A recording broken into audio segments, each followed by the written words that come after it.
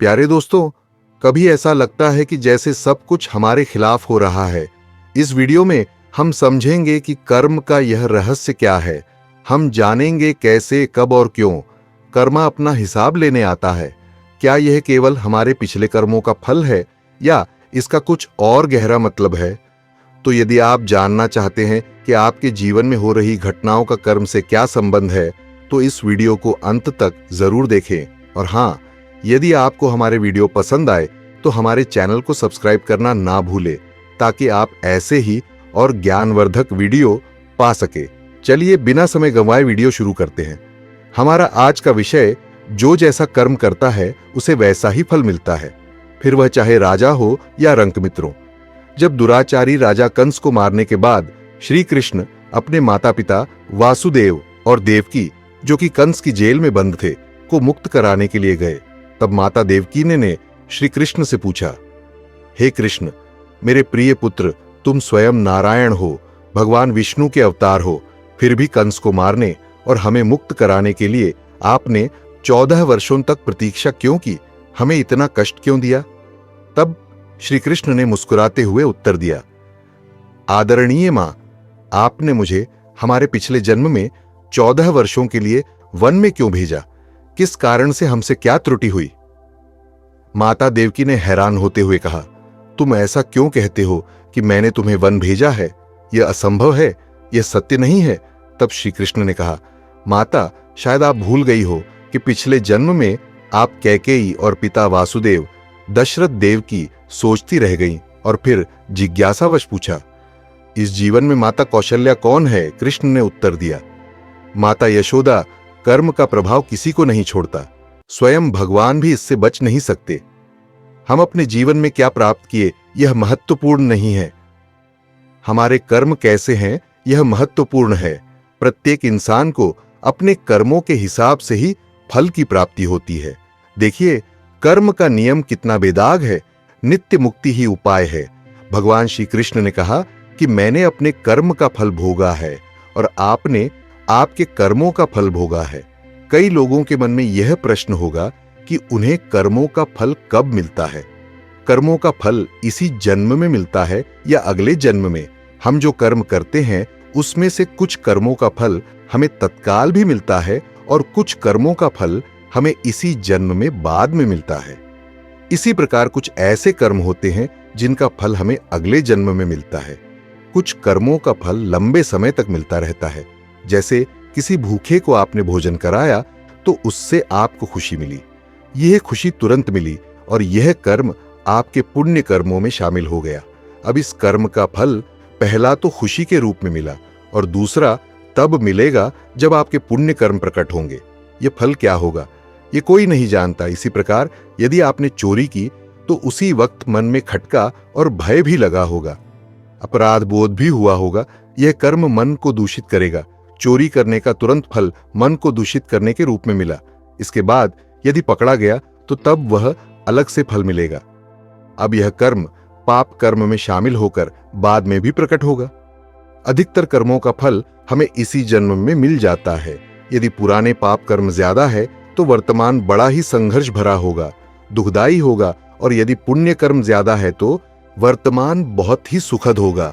अपने कर्मों का फल भोगने से भगवान भी नहीं बच सके, कर्म फल भोगने से स्वयं भगवान श्री राम भी नहीं बच सके, तो अन्य सांसारिक जीवों की क्या बिसात। राम ने बाली को छिपकर मारा था, इसका हल उन्हें कृष्णावतार में एक बहेलिया द्वारा चलाए गए बाण से मारे जाने के रूप में मिला। भगवान राम के पिता दशरथ को भी अपने किए गए कर्म का फल ही भुगतना पड़ा।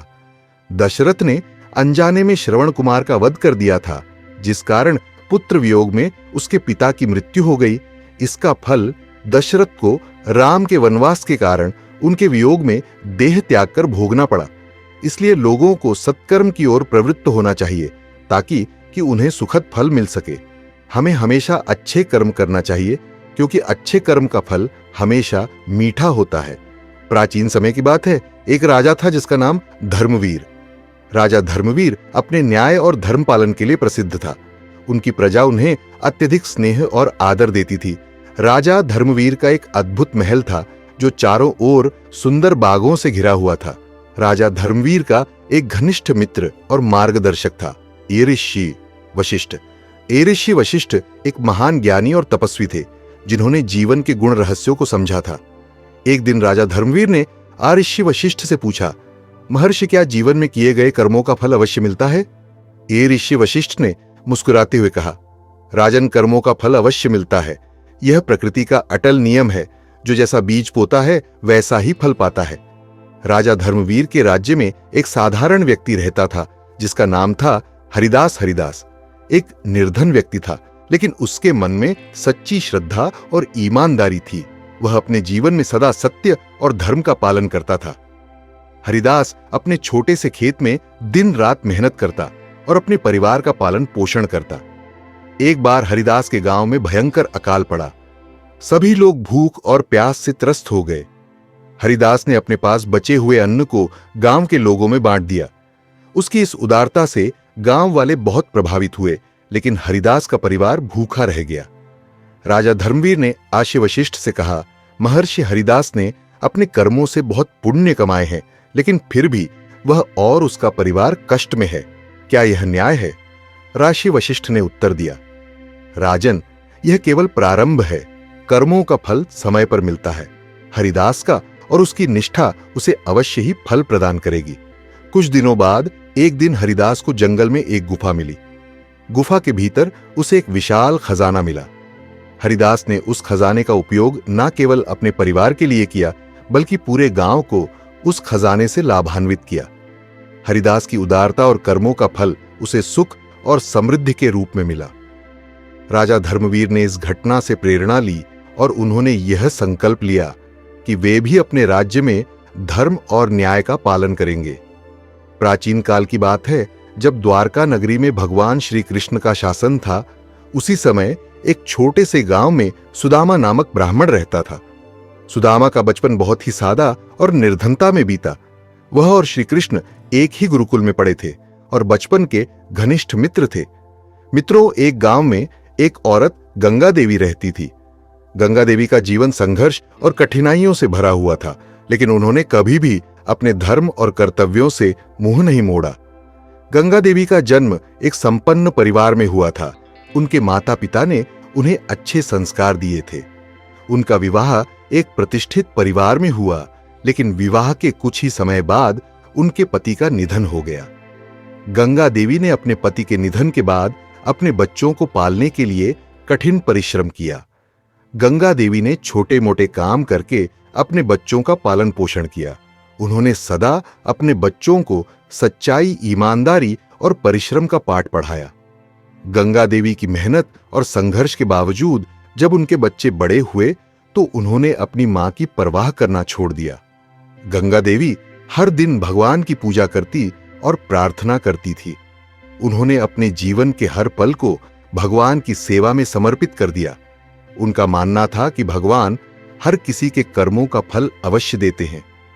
गंगा देवी के बच्चे बड़े होकर स्वार्थी हो गए थे।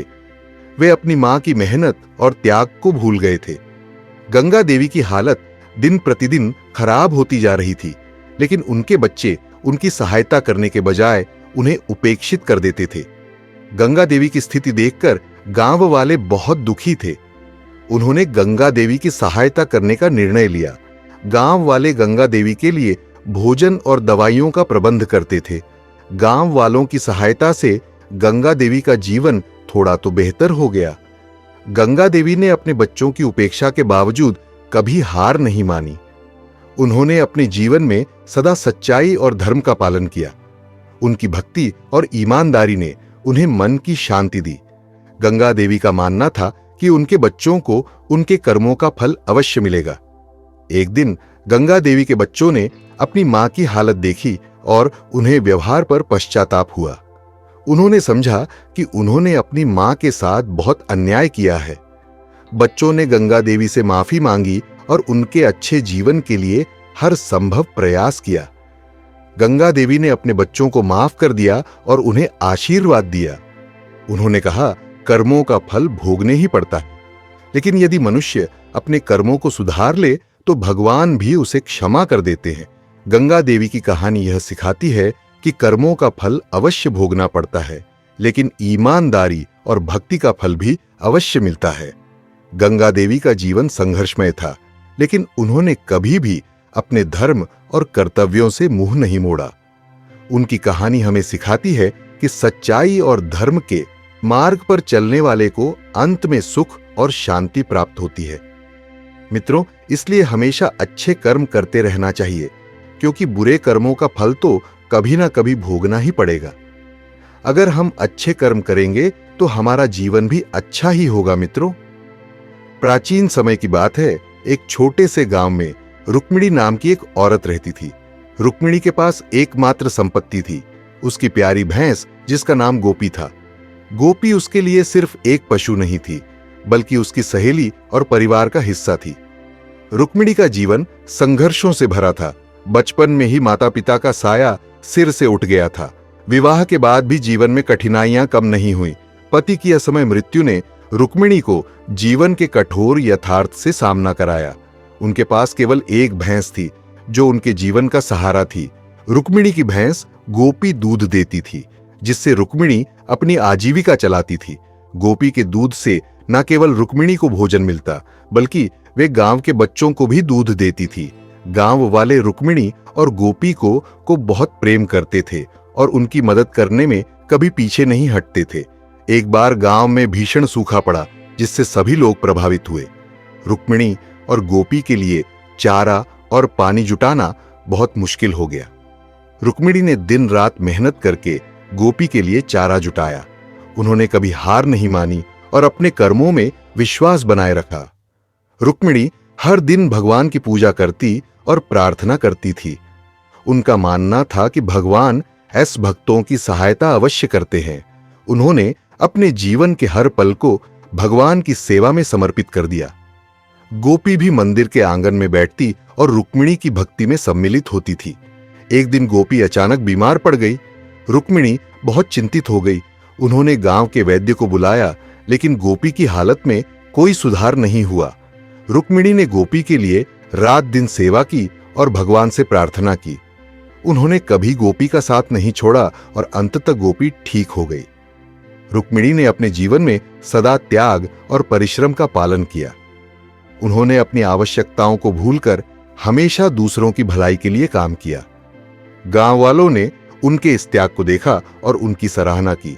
रुक्मिणी का मानना था कि कर्मों का फल अवश्य मिलता है और उन्होंने इसे अपने जीवन में अनुभव किया। गांव वालों ने रुक्मिणी और गोपी की मदद करने का निर्णय लिया। वे रुक्मिणी के लिए चारा और पानी का प्रबंध करने लगे। गांव वाले रुक्मिणी की मेहनत और समर्पण से प्रेरित थे और उनकी भलाई के लिए हर संभव प्रयास कर रहे थे। रुक्मिणी और गोपी का जीवन थोड़ा बेहतर हो गया। एक दिन रुक्मिणी ने एक सपना देखा, जिसमें भगवान ने उन्हें बताया कि गोपी का जन्म किसी विशेष उद्देश्य के लिए हुआ है। गोपी की सेवा और भक्ति ने उसे एक अद्भुत पशु बना दिया है। यह सपना रुक्मिणी के जीवन में एक नया अद लेकर आया और उन्होंने इसे अपने जीवन की दिशा माना। गांव के बच्चे, जिन्होंने पहले रुक्मिणी की मदद नहीं की थी, अब अपनी गलती समझ चुके थे। वे रुक्मिणी और गोपी की सेवा में जुट गए और उन्हें हर संभव मदद करने लगे। बच्चों का यह परिवर्तन रुक्मिणी के लिए एक बड़ी राहत और उन्होंने इसे अपने कर्मों का फल माना। रुक्मिणी ने अपने बच्चों और गांव वालों को माफ कर दिया और उन्हें आशीर्वाद दिया। उन्होंने कहा, कर्मों का फल भोगने ही पड़ते हैं, लेकिन यदि मनुष्य अपने कर्मों को सुधार ले तो भगवान भी उसे क्षमा कर देते हैं। रुक्मिणी और गोपी की कहानी यह सिखाती है कि कर्मों का फल अवश्य भोगना ही होता है। सच्चाई, ईमानदारी और भक्ति का फल भी अवश्य मिलता है। रुक्मिणी और गोपी का जीवन संघर्षमय था, लेकिन उन्होंने कभी भी अपने धर्म और कर्तव्यों से मोह नहीं मोड़ा। उनकी कहानी हमें सिखाती है कि सच्चाई और धर्म के मार्ग पर चलने वाले को सुख और शांति प्राप्त होती है। जीवन में हर व्यक्ति कुछ न कुछ कर्म करता है। भगवान श्री कृष्ण गीता में स्वयं कहते हैं कि कोई भी मनुष्य क्षण भर भी कर्म किए बगैर नहीं रह सकता। व्यक्ति के कर्म ही उसे ऊपर उठाते हैं और कर्म ही ऊंचाई से उठाकर जमीन पर भी पटक सकते हैं। हिंदू धर्म में माना गया है कि हमें हमारे कर्मों के अनुसार ही शुभ या अशुभ फल प्राप्त होता है। मनुष्य जैसा कर्म करता है वैसा ही फल भोगना पड़ता है। इन फलों का निर्धारण समय खुद करता है, इसलिए व्यक्ति को सोच समझकर ही अपने कर्म करने चाहिए। कर्म नियमों के अनुसार कर्म का योग ही ईश्वर है। व्यक्ति को ईश्वर से नहीं बल्कि अपने बुरे कर्मों से डरना चाहिए, क्योंकि ईश्वर आपको माफ कर सकते हैं, लेकिन आपके बुरे कर्म आपको कभी माफ नहीं करते। हम अच्छे कर्मों के सहारे स्वर्ग में जा सकते हैं, वहीं बुरे कर्मों के द्वारा व्यक्ति को नरक की आनाएं झेलनी पड़ती है। जिस व्यक्ति की सोच जैसी होती है उसके कर्म वैसे ही होते हैं। अगर व्यक्ति अपने कर्मों से ही दोस्ती कर लेता है तो वह हमेशा फायदे में रहता है। कर्म नियमों के अनुसार व्यक्ति को हमेशा कर्म करते रहना चाहिए। ऐसा करने से जिंदगी आपको खूबसूरत मौके देती रहेगी। जो नियम में बंधकर जीवन यापन करता है वह लक्ष्य की प्राप्ति भी करता है। कर्म को यदि हम पूजा बना ले तो बंधनों से मुक्ति भी संभव। कर्म वह आईना है जो हमें हमारा असली चेहरा दिखा देता है, क्योंकि कोई भी व्यक्ति अपनी खूबसूरती से नहीं बल्कि अपने कर्मों से बड़ा होता है। व्यक्ति को हमेशा ऐसे कर्म करने चाहिए जिससे वह किसी के काम आ सके। कर्मों की ताकत इतनी है कि इसी के चलते स्वर्ग का सुख ऐश्वर्य भोगने के पश्चात इंद्र को भी अच्छे कर्मों के अभाव में दोबारा योनियों में भटकना पड़ा था। कर्म का फल हर मनुष्य को भोगना पड़। रोहित नामक एक अनाथ बच्चा था। उसके माता पिता बचपन में ही चल बसे थे। उसके ननिहाल और पिता की तरफ से भी कोई नहीं था। उसके ना तो कोई आगे था ना कोई पीछे। अनाथालय में रहा और पढ़ा। वे पढ़ने में मेधावी था। उसे आर्मी में नौकरी लग गई और वह एक अधिकारी बन गया। अब सेना के साथ ही रहता, कभी भी घर वापस नहीं आता, क्योंकि उसका कोई था नहीं। उसने शादी भी नहीं की थी। उसे जितनी सैलरी मिलती थी वह सब बचा लेता था। आर्मी के कैंटीन में खाता था, वहीं पर रहता था, तो उसका खर्चा भी लगभग ना के बराबर था। तो हम कह सकते हैं कि उसने आज तक जितनी सैलरी पाई सब बचा ही लिया था। उसी कैंटीन में सूरजमल नामक एक सेठ आता था, जो कैंटीन के सामान का छोटा सप्लायर था। बहुत दिन हो गए दोनों को एक दूसरे को जानते पहचानते। एक दिन सूरजमल ने कहा, रोहित, आपके पैसे बैंक में रखे हैं, मुझे व्यापार में लगाने को दे दो, मैं तुम्हें अच्छा मुनाफा दूंगा। रोहित ने मना कर दिया। रोहित ने कहा, मुझे इतनी ज्यादा पैसे का लालच नहीं है। जो सरकार ने दिया है वह मेरे खाते में पड़ा है। कभी जिंदगी में जरूरत पड़ी तो इस्तेमाल करेंगे, नहीं तो कोई बात नहीं। सेठ ने कहा, यह भी क्या बात हुई? अगर तुम हमें अपना दोस्त मानते हो तो तुम मेरी सहायता ही कर दो। मैं तुम्हें यह पैसा वापस लौटा दूंगा, कम से कम मेरा काम हो जाएगा। अभी इस पैसे की तुम्हें जरूरत भी नहीं है। रोहित ने कहा, बात तो सही कह रहे हो, पर आप पैसा वापस करोगे इसकी क्या गारंटी है? सेठ ने कहा, कसम खाकर कहता हूं धोखा नहीं दूंगा। रोहित ने कहा, सेठ जी, लोग तो पैसे के लिए क्या कर देते हैं, पर कोई नहीं, चलिए मैं आपकी बात को मान लेता हूं, कम से कम आपका तो भला हो जाए। सेठ ने मुस्कुराते हुए धन्यवाद कहा और रोहित को गले लगा लिया। पैसा लेने के बाद सेठ जब भी आता रोहित को बहुत बहुत धन्यवाद देता। सेठ का बिजनेस रोहित के पैसों से बढ़ रहा था। आमदनी दिन दुगनी रात चौगुनी हो रही थी। आमदनी बढ़ने के साथ अब सेठ की नीयत में बेईमानी आ चुकी थी। वह पैसा ना लौटाना पड़े इसका बहाना ढूंढता रहता। इसी बीच बॉर्डर पर पड़ोसी देश के साथ युद्ध शुरू हो गया और रोहित को भी जाना पड़ा। जहां युद्ध हो रहा था वह इलाका काफी दुर्गम था। वहां पहुंचने का एकमात्र रास्ता अश्व से पहुंचने का था। रोहित एक कुशल घुड़सवार था। उसे जो घोड़ी मिली वह खराब। रोहित के पीठ पर बैठते ही वह सरपट भागने लगी। रोहित उसे काबू में करने की जितनी कोशिश करता वह अपनी गति और तेज करती जाती। रोहित ने लगाम पूरी ताकत से खींची। घोड़ी का मुंह कट चुका था, पर पता नहीं आज यह घोड़ी कुछ भी सुनने को राजी नहीं थी। घोड़ी भागते भागते दुश्मन के खेमे के सामने जाकर खड़ी हो गई। रोहित दुश्मन की गोलियों का शिकार हो गया। सेठ बराबर आर्मी कैंटीन में जाता था। उसे वहां पता चला कि रोहित युद्ध में वीर गति को प्राप्त हुआ। सेठ ने वहां काफी दुख दिखाया और कैंटीन से बाहर आते ही खुशी से झूम उठा। अब पैसा वापस नहीं करना होगा। सेठ का व्यापार दिन दुगुनी रात चौगुनी तरक्की कर रहा था। कुछ दिनों के बाद सेठ की पत्नी मां बनी और सेठ एक सुंदर बच्चे का पिता बना। सेठ के जीवन का यह सबसे बेहतरीन समय चल रहा था। समय बीतते देर नहीं लगती। सेठ का बेटा अमर, जो अब बड़ा हो गया था और अब सेठ के साथ मिलकर व्यापार करता था, विवाह योग्य हो चुका था। अच्छे घर की सुंदर सुशील कन्या देखकर अमर की शादी हो गई। अब सेठ कहता, कुछ दिन की और बात है, अब बेटा व्यापार संभालेगा, मेरी जिंदगी सफल हो गई, और क्या चाहिए। मुझे अमर की शादी हुए मुश्किल से 2 महीने हुए थे कि अमर सड़क पार कर रहा था। उसे चक्कर आया और वह गिर गया। लोग उसे उठाकर हॉस्पिटल पहुंचाए। उसके ब्रेन का MRI और अन्य टेस्ट हुए तो पता चला कि अमर को ब्रेन कैंसर है। सेठ ने डॉक्टर से कहा, पैसे की चिंता मत करें, आप इलाज करें। डॉक्टर और हॉस्पिटल बदलते गए, पर अमर की हालत दिन ब दिन खराब होती गई। सेठ अब व्यापार पर ध्यान नहीं दे पा रहा था। उसके कस्टमर छूटते जा रहे थे। हॉस्पिटल का बिल बढ़ता जा रहा था। अब सेठ पर कर्ज काफी हो चुका था।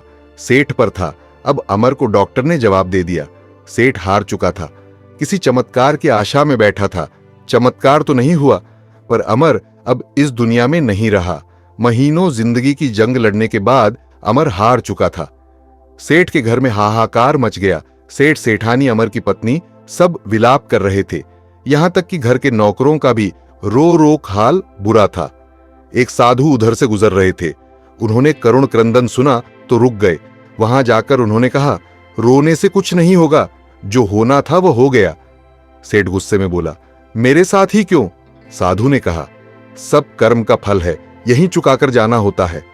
आज बहुत रो रहे हो, कल तो तुम बहुत हंस रहे थे। सेठ ने कहा, मैं कुछ समझा नहीं महाराज। साधु ने कहा, तुमने अपने व्यापार के लिए उधार पैसे लिए थे। जब व्यापार चल पड़ा तो तुमने जिसके पैसे थे उसे लौटाए नहीं। सेठ ने कहा, गलत, वो मर गया था, किसे लौटता? साधु ने कहा, झूठ नहीं, तुम भूल गए। उसके मरने के समाचार पर तुम कितना खुश हुए थे। उस दिन तुमने मिठाई बांटी थी। क्या मिठाई बांटना सही था? तुम उसके पैसे को सरकार को, अनाथालय या किसी जरूरतमंद को दे सकते थे, पर तुमने नहीं दिया।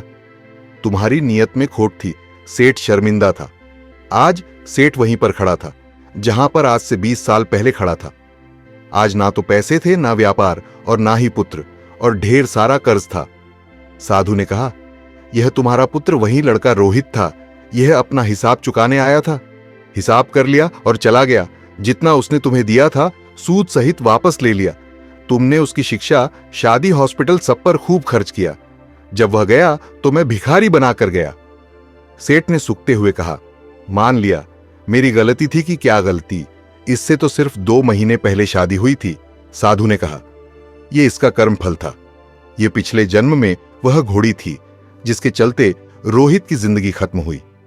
आज रोहित ने बदला ले लिया और इसकी जिंदगी नर्क बनाकर चला गया। जीवन में कुछ भी बिना कारण नहीं हो रहा। हो सकता है बीज आपने बहुत पहले लगाया हो और आप भूल गए हो। वही बीज पेड़ बन जाता है, तब हमें पता चलता है। इसीलिए आप कैसा बीज लगाते हो, हमेशा याद रखो, प्रकृति हिसाब करती है। आप याद रखो ना रखो, प्रकृति हमेशा याद रखती है। सेठ निरुत्तर हताश घर की सीढ़ी पर बैठा अपने कर्म को कोस रहा था। हमेशा अपने कर्म पर ध्यान दें। ऊपर वाले की लाठी में आवाज नहीं होती, पर असर पूरा करती है। भगवान श्री कृष्ण ने गीता में कहा है, कर्म करते जा, फल की इच्छा मत कर। तुम्हारा अधिकार तो केवल कर्म करने से है, फल तो ईश्वर के हाथ में है। इसलिए कर्म से ना भागना उचित है और ना ही कर्म के फल की आशा रखना उचित है। कर्मों का फल हमें अवश्य मिलता है। जैसे कर्म करेंगे वैसा ही फल मिलेगा। आधुनिक होने के कारण इस चक्कर में इस सत्य को मत भूल जाना। लेकिन इस बात को हम समय रहते नहीं समझ पाते। जब तक इस बात का बोध होता है कि हमने जो भी कर्म किए हैं उसका परिणाम क्या होगा, तब तक समय बहुत अधिक बीत चुका होता है और फिर हमें पछतावा होता। हम सभी को अपने जीवन में कुछ ना कुछ तो चाहिए ही, और उसे अपने जीवन में उतारकर अपना पूरा जीवन बदल सकते हैं। लेकिन कुछ लोग इस बात को नहीं मानते। वह कहते हैं, बिना फल की इच्छा किए हम कैसे मेहनत कर सकते हैं। सफल व्यक्तियों, जानकार गुरुजनों और अपने बड़े बुजुर्गों को आपने अक्सर यह कहते हुए सुना होगा कि जल्दबाजी में किया गया कार्य घातक हो सकता है। इसीलिए किसी भी कार्य में धैर्य की जरूरत होती है, क्योंकि धैर्य ऐसी शक्ति है जिससे व्यक्ति की आत्मा सबल बनती है। लेकिन आजकल लोगों में धैर्य नाम की चीज नहीं है। वे किसी भी कार्य को करने या किसी चीज को प्राप्त करने के लिए धैर्य नहीं रखते, बल्कि उन्हें हर चीज शीघ्र, अतिशीघ्र चाहिए होती है। लेकिन वे इस बात को भूल जाते हैं कि यदि जल्दबाजी में कोई चीज मिल भी जाए तो जीवन में उसका महत्व शून्य के समान होता है। जीवन में धैर्य का क्या महत्व है और धैर्य क्यों जरूरी है, इसे जान के लिए आपको गौतम बुद्ध के जीवन से जुड़ी इस कहानी को जरूर जानना चाहिए, क्योंकि धैर्य ना होने के कारण इंसान गलत कर्म करते हैं। धैर्य के महत्व को जानने से पहले जानते हैं आखिर धैर्य है क्या। दरअसल धैर्य धीरज, संतोष या सहनशीलता ऐसे गुणों में से एक है जो हर किसी के पास नहीं होता है। धैर्यवान व्यक्ति वह है जो कठिन परिस्थिति में भी शांत रहकर सहन करते हुए उसे पार कर लेता है, या सही समय आने का धैर्यपूर्वक इंतजार करता है और कोई भी गलत कर्म नहीं करता। गौतम बुद्ध एक बार शिष्यों के साथ गांव से शहर की ओर जा रहे थे। यात्रा करते हुए उन्हें और शिष्यों को थकान महसूस हुई। थकान मिटाने के लिए वे एक झील के पास रुक गए और एक शिष्य को प्यास बुझाने के लिए झील से पानी लाने को कहा। शिष्य बर्तन में पानी लेने के लिए झील के पास गया, लेकिन जब झील के पास पहुंचा तो देखा कि वहां कुछ लोग पानी में कपड़े धो रहे हैं, और उसी समय एक बैलगाड़ी भी झील के किनारे आकर रुकी, जिससे सारा मिट्टी पानी में घुल गया और झील का पानी गंदा हो गया। शिष्य सोचने लगा कि इतना दूषित और गंदा पानी अपने गुरु के पीने के लिए कैसे लेकर जा सकता हूं, इसलिए वह बिना पानी लिए खाली हाथ ही लौट गया। शिष्य ने गौतम बुद्ध से कहा, गुरुदेव, झील का पानी बहुत गंदा है और पानी पीने के योग्य नहीं है। साथ ही उसने पानी के गंदे होने के सभी कारण भी गौतम बुद्ध को बताए। गौतम बुद्ध ने कहा, ठीक है, कोई बात नहीं, कुछ देर यहीं आराम कर लेते हैं, लगभग आधा घंटा। आराम करने के बाद गौतम बुद्ध फिर से उसी शिष्य को पानी लाने के लिए कहते हैं। शिष्य फिर से बर्तन लेकर झील के पास जाता है, लेकिन इस बार वह देखता है कि झील के पानी में कोई हलचल नहीं है और पानी भी एकदम साफ और पीने के योग्य है। जो मिट्टी पानी के ऊपर दिखाई दे रही थी वह भी अब झील की तली में बैठ गई। शिष्य में पानी भरकर गौतम बुद्ध के पास जाता है। बर्तन में साफ पानी देखकर गौतम बुद्ध शिष्य से कहते हैं, देखो कैसे मिट्टी भी अपने स्थान पर चली गई और पूरा पानी साफ पीने के योग्य हो गया। हमें साफ पानी के लिए कोई प्रयास भी नहीं करना पड़ा, केवल अच्छे समय का इंतजार करना पड़ा और हमें अच्छा व साफ पानी मिल गया।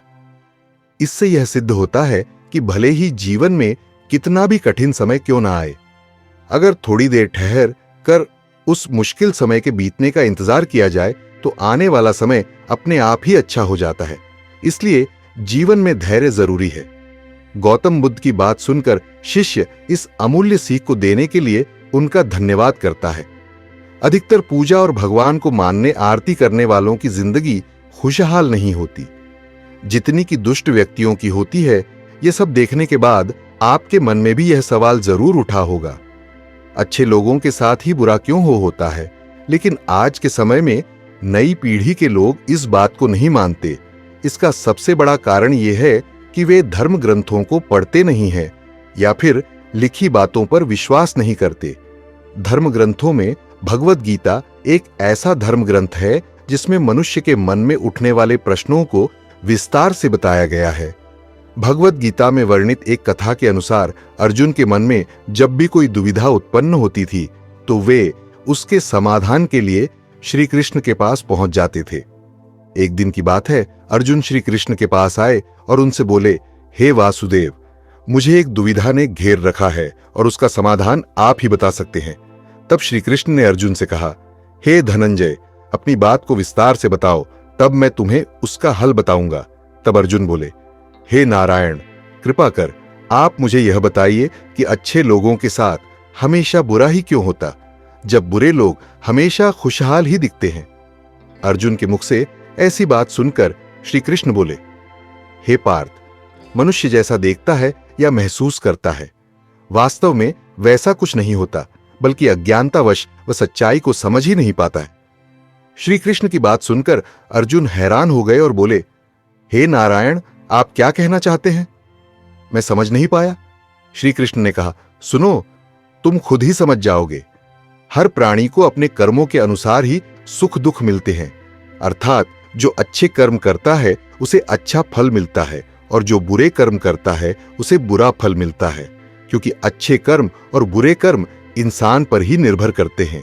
यह धरती प्रत्येक को अपनी राह चुनने का मौका देती है, पर इसका फैसला करना कि वह किसके साथ चलना चाहता है यह व्यक्ति विशेष की इच्छा पर निर्भर करता है।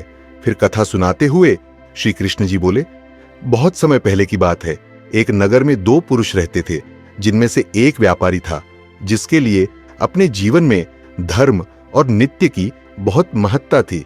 वह पूजा पाठ और भगवान की भक्ति में बहुत विश्वास करता था। चाहे कुछ भी हो जाए वह मंदिर जाना नहीं भूलता था, ना ही धर्म और दान के कार्य में कोई कमी करता था। चाहे कुछ भी हो जाए वह भगवान की नित्य ही पूजा अर्चना किया करता था। वहीं दूसरी ओर उसी नगर का दूसरा पुरुष, पहले पुरुष से बिल्कुल ही विपरीत, वह मंदिर तो जाया करता था पर पूजा करने नहीं, मंदिर के बाहर से चप्पल और धन चुराने के लिए उसे दान धर्म न्याय नीति किसी से कुछ लेना देना नहीं था। उसका इतना ही काम था कि वह मंदिर जाकर चोरी किया करता था। इसी तरह समय बीतता गया और एक दिन उस नगर में जोर की बारिश हो रही थी, जिसकी वजह से उस नगर में पंडित के अलावा कोई नहीं था।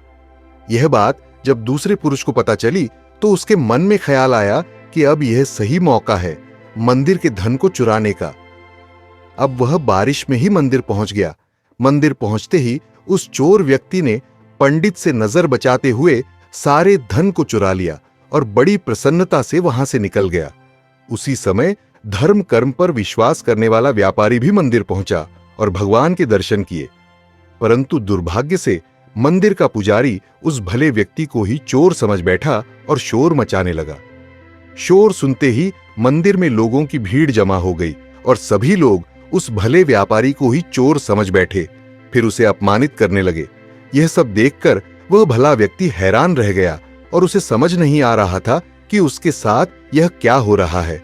फिर वह लोगों से बचता हुआ किसी तरह मंदिर से निकल गया, लेकिन दुर्भाग्य ने उसका साथ वहां भी नहीं छोड़ा। मंदिर से बाहर निकलते ही वह गाड़ी से टकरा गया और वह भला व्यक्ति घायल हो गया। फिर वह व्यापारी लंगड़ा हुआ घर को जाने लगा। तभी रास्ते में उसकी मुलाकात उस दुष्ट व्यक्ति से हुई जिसने मंदिर का धन चोरी किया था। वह दुष्ट व्यक्ति झूमता और नाचता हुआ जोर जोर से बोल रहा था कि आज तो मेरी किस्मत ही चमक गई, एक साथ इतना सारा धन उसे मिल गया। जब व्यापारी ने उस दुष्ट की बातें सुनी तो उसे बहुत हैरानी हुई और क्रोधित होकर उसने घर जाकर भगवान की सारी मूर्तियां निकालकर फेंक दी और भगवान से नाराज होते हुए अपना जीवन व्यतीत करने लगा। कुछ समय पश्चात दोनों ही व्यक्तियों की मृत्यु हो गई और दोनों ही यमराज की सभा में पहुंचे। उस व्यापारी ने उसी दुष्ट व्यक्ति को खड़ा देख क्रोधित स्वर में पूछ ही लिया, मैं हमेशा अच्छे कर्म करता था, पूजा पाठ दान धर्म में विश्वास करता था, जिसके बदले जीवन भर अपमान और ढही मिला, और इस अधर्म करने वाले पापी को नोटों से भरी पोटली। आखिर क्यों इस पर यमराज ने उस भले व्यक्ति को बताया, पुत्र तुम गलत सोच रहे हो। जिस दिन तुम्हें गाड़ी से टक्कर लगी थी वास्तव में वे दिन तुम्हारे जीवन का आखिरी दिन था। तुम्हारे द्वारा किए गए अच्छे कर्मों के कारण ही तुम्हारी मृत्यु एक छोटी सी चोट में परिवर्तन हो गई। इस दुष्ट व्यक्ति के बारे में जानना चाहते हो तो पुत्र इसके भाग्य में राजयुक्त था, जो कि इसके दुष्ट कर्म और अधर्म के कारण एक छोटे से धन की पोटली में परिवर्तन हो गया। श्री कृष्ण अर्जुन को कथा सुनाने के बाद कहते हैं, पार्थ, अब तुम्हें तुम्हारे प्रश्न का उत्तर मिल गया। ऐसा सोचना कि भगवान उसके अच्छे कर्मों को नजरअंदाज कर रहे हैं, यह बिल्कुल भी सत्य नहीं है। भगवान हमें क्या किस रूप में दे रहा है यह बात मनुष्य की समझ में नहीं आती, लेकिन अगर आप अच्छे कर्म करते हैं तो भगवान की कृपा सदैव आप पर रहती है। अतः आपको अच्छे कर्मों को करने से कभी भी पीछे नहीं हटना चाहिए। अच्छे कर्मों का फल भी इसी जन्म में ही मिलता है। मित्रों, एक बार की बात है, महात्मा बुद्ध एक स्थान से दूसरे स्थान भ्रमण करते रहते थे और लोगों को उपदेश देते थे। इसी यात्रा के दौरान एक बार महात्मा बुद्ध किसी गांव में पहुंचे। गांव के लोग उनके दर्शन करने और प्रवचन सुनने पहुंच रहे थे। कुछ ही दिनों में क्षेत्र के काफी लोग बुद्ध के उपदेश सुनने आने लगे। तभी एक दिन वहां एक महिला पहुंची। उसने बुद्ध से पूछा, आप तो किसी राजकुमार की तरह दिखते हैं, आपने युवावस्था में ही संन्यास क्यों धारण कर लिया? बुद्ध ने कहा, मैं 3 प्रश्नों के हल ढूंढना चाहता हूं, इसलिए मैंने संन्यास लिया है। बुद्ध आगे बोले, हमारा यह शरीर अभी युवा और आकर्षक है, लेकिन यह वृद्ध होगा, फिर बीमार होगा और अंत में मृत्यु हो जाएगी। मुझे वृद्धावस्था, बीमारी और मृत्यु, इन तीनों के कारण जानने थे। इन 3 प्रश्नों के हल मुझे खोजने थे। बुद्ध की यह बात सुनकर महिला बहुत प्रभावित हो गई और उसने उन्हें भोजन के लिए आमंत्रित किया। जैसे ही यह बात गांव के लोगों को मालूम हुई तो सभी ने बुद्ध से कहा कि वे उस स्त्री के यहां ना जाएं, क्योंकि उसका चरित्र सही नहीं है। बुद्ध ने गांव के सरपंच से पूछा कि क्या यह बात सही है। सरपंच ने भी गांव के लोगों की बात में अपनी सहमति जताई। तब बुद्ध ने सरपंच का एक हाथ पकड़कर कहा कि आप ताली बजाकर दिखाओ। इस पर सरपंच ने कहा कि यह कैसे संभव है, एक हाथ से ताली नहीं बज सकती है। बुद्ध ने कहा कि सही है, ठीक इसी तरह कोई महिला अकेले ही चरित्रहीन नहीं हो सकती। अगर इस गांव के पुरुष चरित्रहीन नहीं होते तो वह महिला भी चरित्रहीन नहीं होती। गांव के सभी पुरुष बुद्ध की यह बात सुनकर शर्मिंदा हो गए। बुद्ध ने कहा कि अगर हम अच्छा समाज बनाना चाहते हैं तो सबसे पहले हमें खुद को सुधारना जरूरी है। अगर हम सुधर जाएंगे तो समाज भी बदल जाएगा। हम बुराइयों से बचे, यही सुखी जीवन की सीख है। अधिकतर कहा जाता है कि अच्छे के साथ बुरा होता है, तो ऐसा क्यों होता है? तो वास्तव में होता क्या है कि यदि आप अच्छे हो तो जितने ज्यादा अच्छे आप होंगे उतना ही आपको दूसरों पर दया आएगी। आपका मन करेगा कि आप सबकी मदद करें, आपको सबके लिए बुरा लगेगा और जितना ज्यादा ऐसा होगा, जाहिर सी बात है, आप उतने ज्यादा दुखी रहेंगे। अब क्योंकि आप अच्छे हो तो आपका मन करेगा सबकी मदद करने का, दूसरों के लिए दया करुणा का, लेकिन साथ ही मन में एक इच्छा भी जागृत होने लगती है कि मैंने सबके साथ अच्छा किया, सबका भला किया, सबकी मदद की, सबका अच्छा सोचा, तो सब भी मेरे लिए ऐसे ही अच्छे होंगे। क्योंकि आप अच्छे हो, आपको लगता है सामने वाला भी अच्छा ही होगा, लेकिन जब जरूरत पड़ने पर सामने वाला अपनी अच्छाई आपके लिए ना दिखाए तो जाहिर सी बात है बुरा लगेगा। क्योंकि जैसे एक चोर को सब चोर लगते हैं, एक झूठे को सब झूठे नजर आते हैं, बस वैसे ही एक अच्छे इंसान को सब अच्छे नजर आते हैं, जो कि होता नहीं है। और बस यही सबसे बड़ा कारण है कि अच्छे के साथ हमेशा बुरा होता है। अक्सर लोग सोचते हैं कि कर्म फल हाथों हाथ मिलता है, लेकिन ऐसा नहीं होता है। एक कक्षा उत्तीर्ण करने के लिए आप पूरे साल मेहनत करते हैं और परिणाम आपको अंत में मिलता है। पूरे वर्ष के बाद आपको पता चलता है कि आप अगली कक्षा में जा रहे हैं, अथवा आपको इसी कक्षा में रहते हुए सारी पढ़ाई वापस करनी होगी। उसी प्रकार एक जन्म में किए गए सभी कर्मों के अनुसार आपका अगला जन्म और उस जीवन में मिलने वाले सुख दुख का निर्धारण होता है। इसलिए यह देखकर बिल्कुल भी चिंता ना करें कि अच्छे कर्म करने वालों को दुख मिल रहे हैं और बुरे कर्मों वाले ऐश कर रहे हैं। हम सभी अपने पिछले जन्म के कर्मों के फल भोग रहे हैं और जैसे कर्म करेंगे वैसे ही फल हमें अगले जन्म में मिलेंगे। जो इस बात को जानते और मानते हैं वे दुखों के बाद भी कभी सच्चाई और अच्छाई का दामन नहीं छोड़ते और दूसरे जल्द से जल्द और अधिक से अधिक के लालच में गलत काम करते रहते हैं। यही कारण है कि कभी कभी हम ऐसे बालकों को भी देखते हैं जिनका जन्म ही मानो पीड़ा झेलने के लिए हुआ हो। गर्भ से ही विक्षिप्त रूप से पैदा हुए बालक जो केवल अस्पताल में सुई की पीड़ा झेलने ही आते हैं और अपनी बकाया सजा झेल कर चले जाते हैं। देखिए, यह जीवन जो हमें आपको या अन्य को मिला है, इसमें सुख दुख का समावेश होना लाजमी है और स्वाभाविक भी। या यूं कहे कि सुख और दुख जीवन के 2 पहलू ही हैं, जिनमें सुख और दुख का क्रमानुसार आना आवश्यक ही नहीं बल्कि अपरिहार्य भी है। वास्तव में हमेशा ऐसा होता नहीं कि जो हमें दिखाई दे वह हर बार सही ही हो। कई बार हम आंखें भी वास्तविकता देख नहीं पाती और हम सदा सर्वदा भ्रम में उलझे रहते हैं। परिणाम स्वरूप हमें दुख हासिल होता है तथा यह कोई जरूरी नहीं कि जो कर्म हम अच्छा सोचकर किए जा रहे हैं वे सदैव अच्छा ही हो। जीवन में दुख का कारण सिर्फ और सिर्फ इतना ही है कि हम कर्म से ज्यादा उसके फल की चिंता करते हैं। जबकि हमारा अधिकार मात्र कर्म तक ही सीमित, फल का अधिकार तो हमारे वश में है नहीं। हां, कई बार हम अपने आसपास यह देखते तो जरूर हैं कि अमुक व्यक्ति के कर्म अच्छे रहते हैं, पर उन्हें दुख की प्राप्ति होती है। मगर हम उनके द्वारा किए गए कुछ ऐसे कर्मों से पूर्णतया में कतई संकोच नहीं करना चाहिए कि आज के दुखों का परिणाम पूर्व जन्म के कर्म भी हो सकते हैं। मित्रों, एक बार की बात है, एक अत्यंत निर्धन व्यक्ति था जिसका नाम माधव था। माधव के परिवार में उसके अलावा उसकी धर्मपत्नी और 3 बालक थे। उसकी अपनी कोई जमीन नहीं थी। दूसरे के खेतों में दोनों पति पत्नी मजदूरी करते थे, जिसके बदले में बहुत ही कम अनाज और थोड़े से पैसे मिलते थे, जिससे बड़ी मुश्किल से उनका गुजारा होता था। वे एक छोटी सी झोपड़ी में रहते थे जो अब काफी पुरानी और जर्जर हो चुकी थी। माधव पेड़ काटकर थोड़े थोड़े पैसे जमा करता था ताकि कुटिया के बगल में नया मकान बना सके। पाई पाई जोड़कर किसी तरह उसने एक कमरे का पक्का मकान बनवाया। पत्नी और बच्चे खुश थे कि अब उनका अपना पक्का मकान है। गृह प्रवेश हेतु माधव दूसरे गांव से पंडित जी को बुलाने गया, जिसमें उसे शाम हो गई। इसी बीच उसके गांव में जोरों का आंधी तूफान आया, जिसमें उसका मकान गिर गया। लेकिन मकान के बगल में उसकी झोपड़ी नहीं गिरी, क्योंकि मकान की दीवार ने उसका बचाव कर दिया था। गांव भर के लोग इकट्ठा हुए और अत्यंत दुखी हुए। बेचारे माधव ने एक एक पाई जोड़ मकान बनाया और उसे भी ईश्वर ने गिरा दिया। हमेशा अच्छे और सच्चे लोगों के साथ ही बुरा होता है, ये बात सब सोच रहे थे। माधव भी थोड़ी देर में पंडित जी के साथ वहां पहुंचा और मकान को गिरा देखकर खुश हो गया और ईश्वर को धन्यवाद देने लगा। सारे लोगों ने सोचा शायद दुख में बावला हो गया है।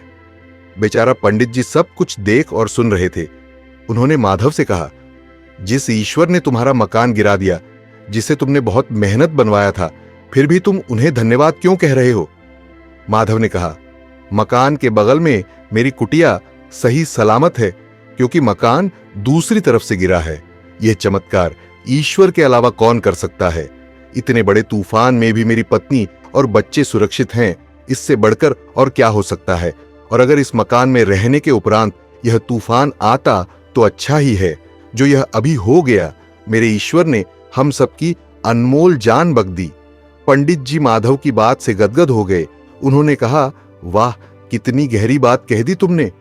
दरअसल प्रभु तो नेक लोगों के बड़े नुकसान रोककर उसे मामूली से नुकसान में बदल देते हैं, फिर भी अज्ञानतावश हम उन्हें दोषी करार दे देते हैं।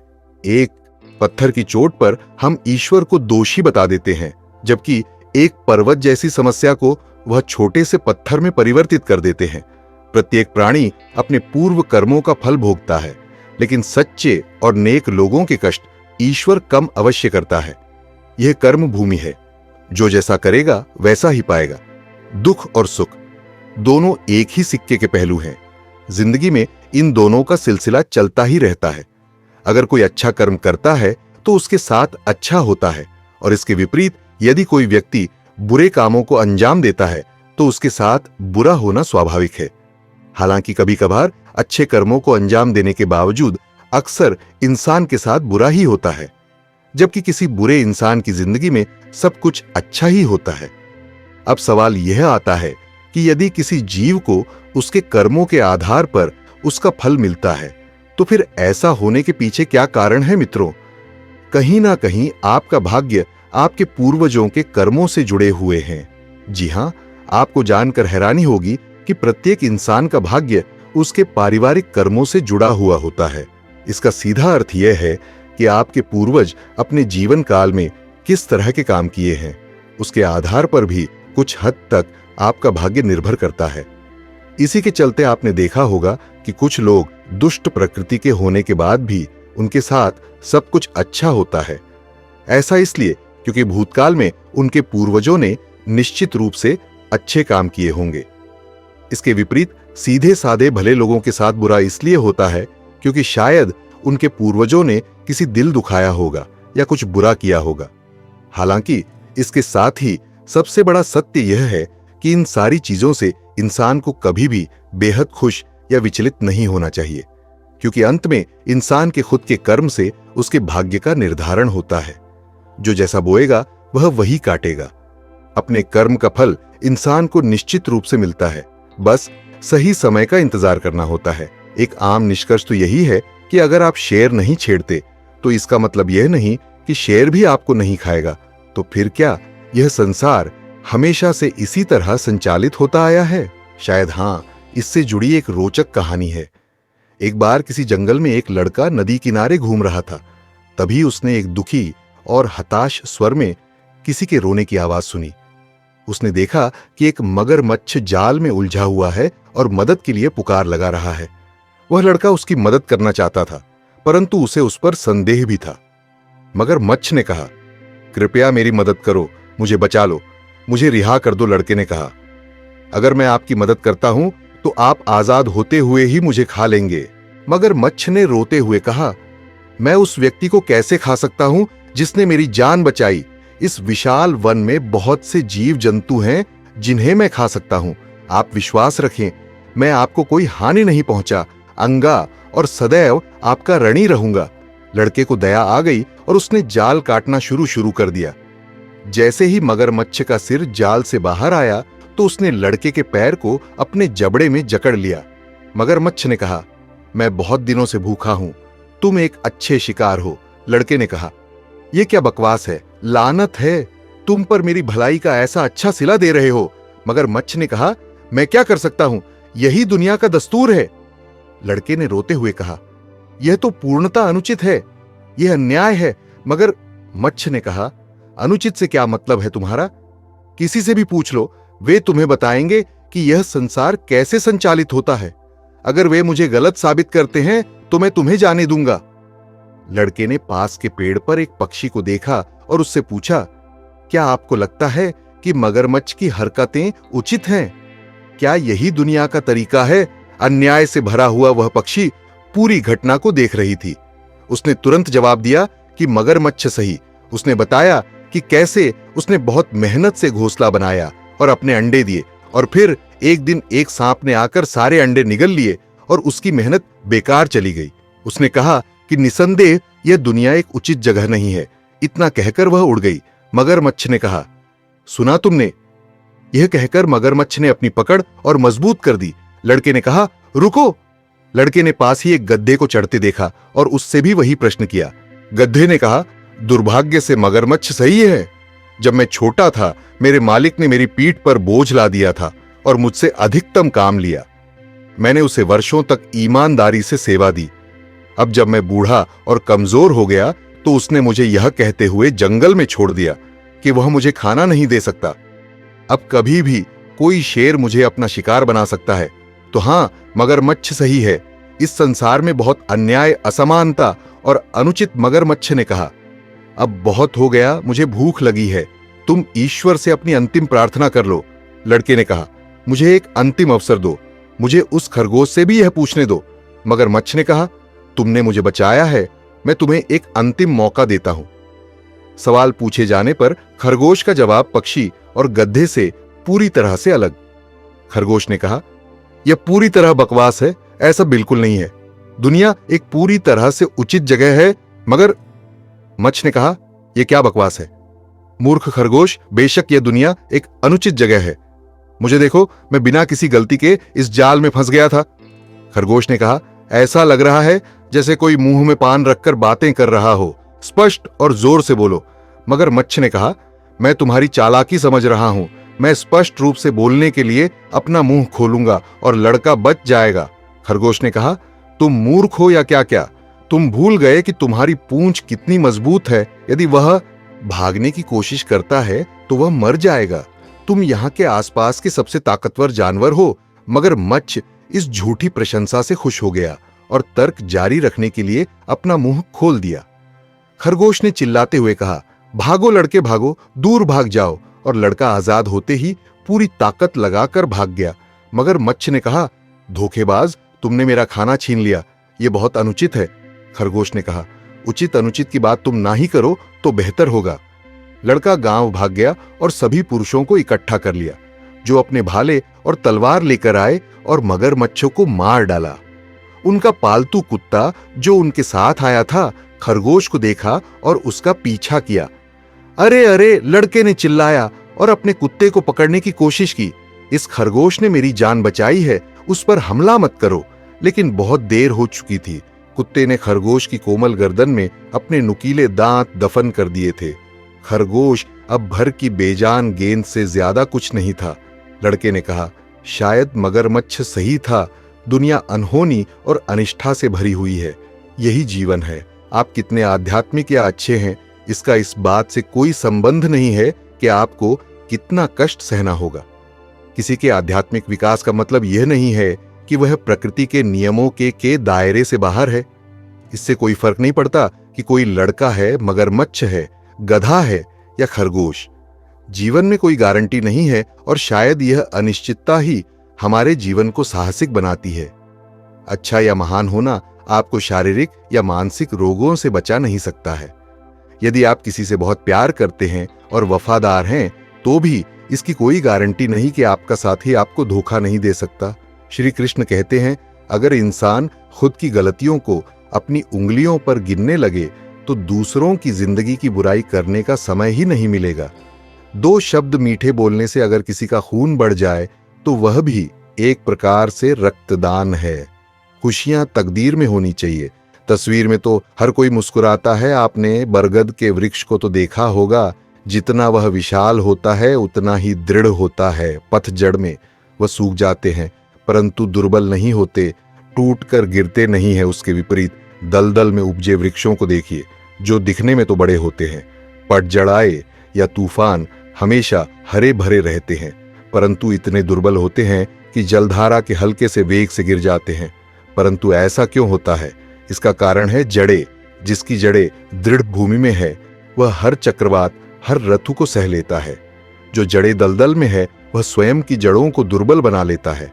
कुछ ऐसा ही मनुष्य भी होता है जो अधर्म के कर्म को और असत्य की धरा पर उपजा है। वह समय की एक मार भी नहीं सह पाता है और जो मनुष्य धर्म की धरा पर उपजा है वह हर समस्या से अविचल हो जाता है।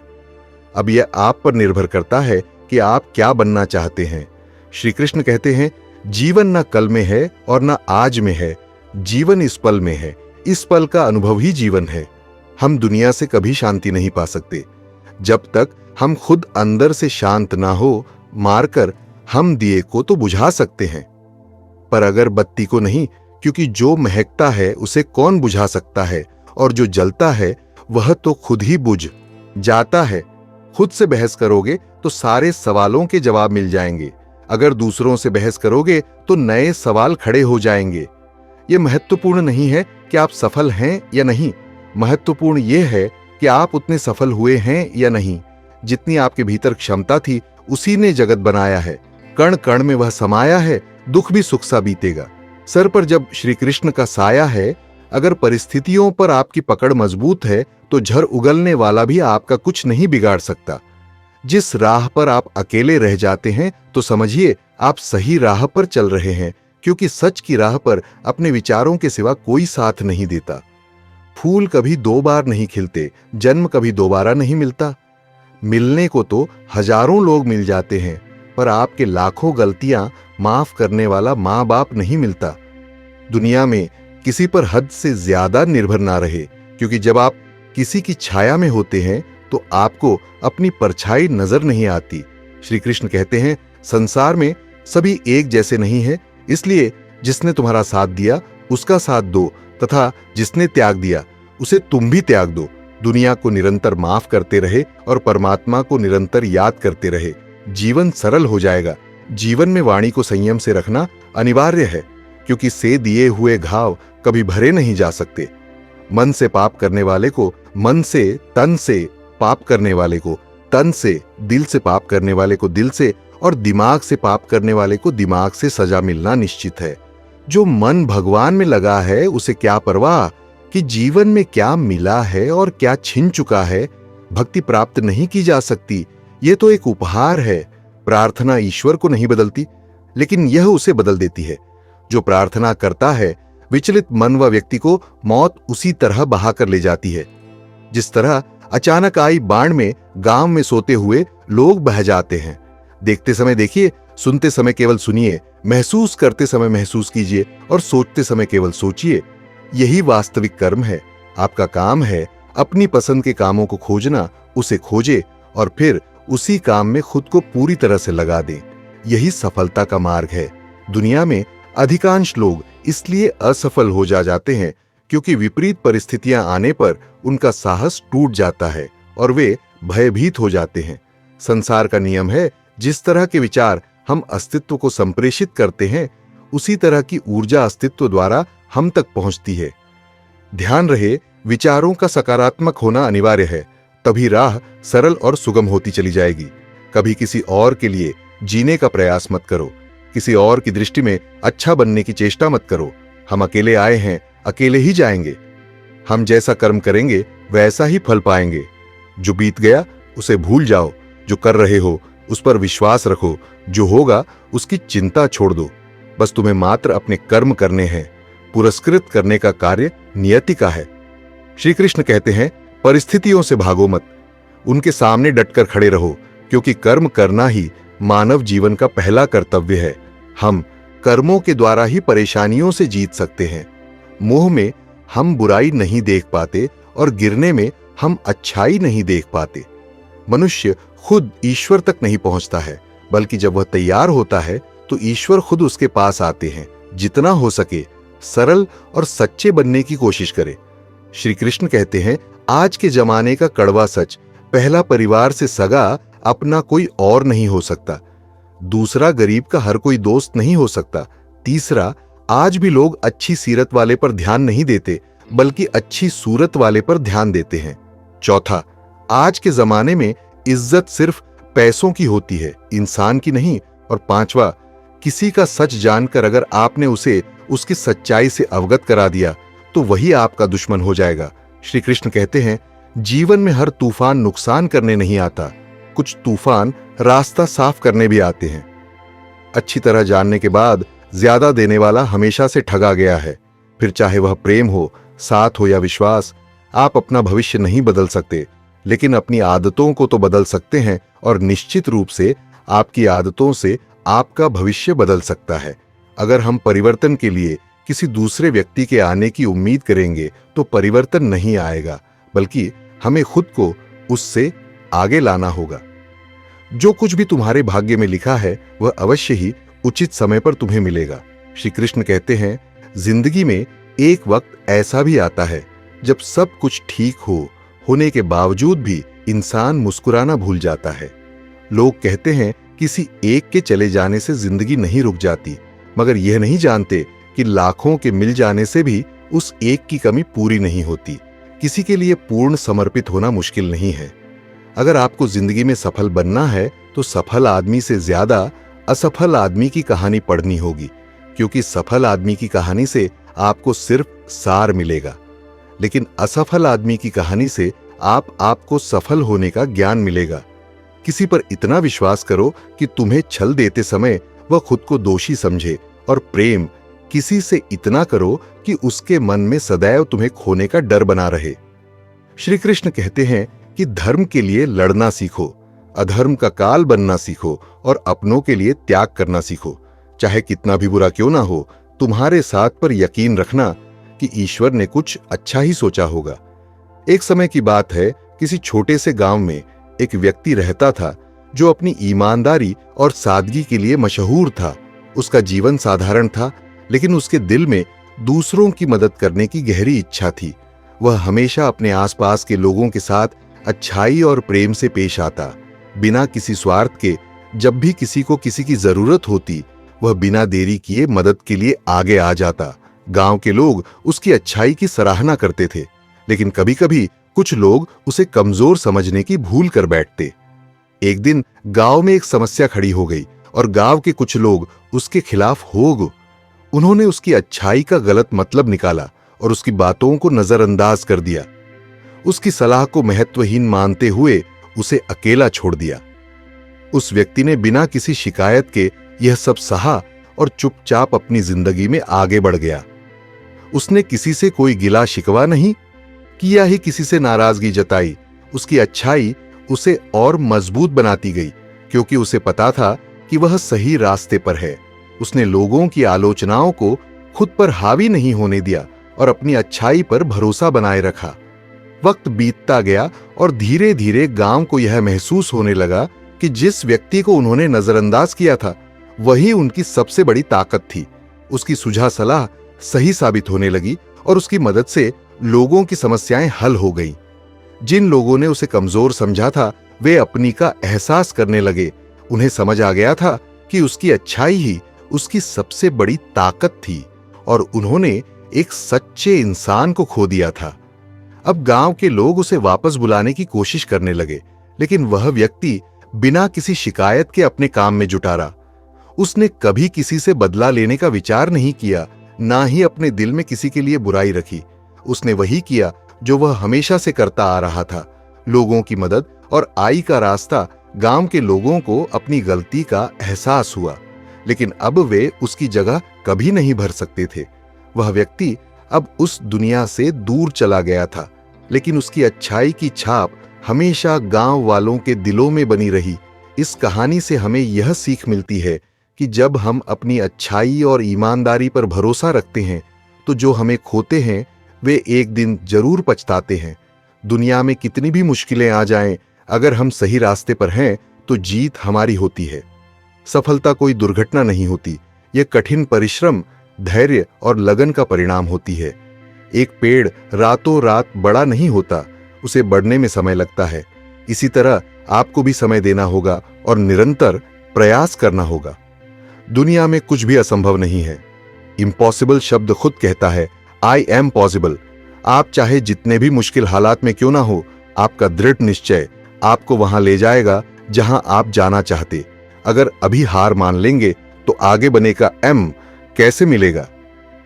विपत्ति आपको तोड़ने के लिए नहीं आती, बल्कि आपको निखारने के लिए आती है।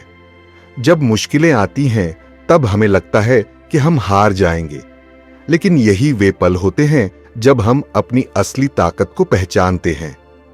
हर तूफान के बाद इंद्रधनुष निकलता है, इसलिए कठिनाइयों का सामना करो, उनसे भागो मत। जो लोग हार मान लेते हैं वह असफल नहीं होते, वे होते हैं जो कोशिश ही नहीं करते। जब तक आप प्रयास कर रहे हैं तब तक आप एक कदम सफलता की ओर बढ़ रहे हैं।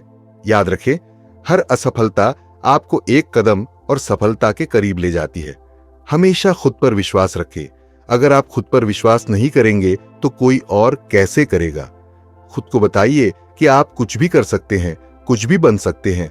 अपने सपनों को छोटा मत समझो, उनका पीछा करो और उन्हें हासिल करो। समय सबसे बड़ा शिक्षक जो भी आपके जीवन में हो रहा है वह आपको कुछ सिखाने के लिए हो रहा है। अच्छा समय आपको खुश रखता है, बुरा समय आपको सबक सिखाता है। इसलिए हर पल का आदर करो, चाहे वह कैसा भी हो। बड़ा सपना देखो और उसे सच करने का साहस रखो। छोटे सपने देखने वाले कभी बड़े नहीं बनते। अगर आपको कुछ बड़ा हासिल करना है तो अपने सपनों को भी बड़ा रखना होगा। सपने देखना आसान है, लेकिन उन्हें पूरा करने का जुनून होना चाहिए। हर सुबह एक नया लेकर आती है, हर नया दिन आपको एक नई शुरुआत का मौका देता है। कल जो हुआ उसे भूल जाओ, आज जो हो सकता है उस पर ध्यान दो। एक छोटी सी जीत भी बड़ी सफलता की ओर ले जा सकती है। जो लोग मेहनत से नहीं डरते वही लोग असली नायक होते हैं। मेहनत का कोई विकल्प नहीं है। अगर आप सफलता की ऊंचाई पर पहुंचना चाहते हैं तो आपको मेहनत करनी ही होगी। जितनी मेहनत आप करेंगे उतनी ही सफलता आपके करीब आएगी।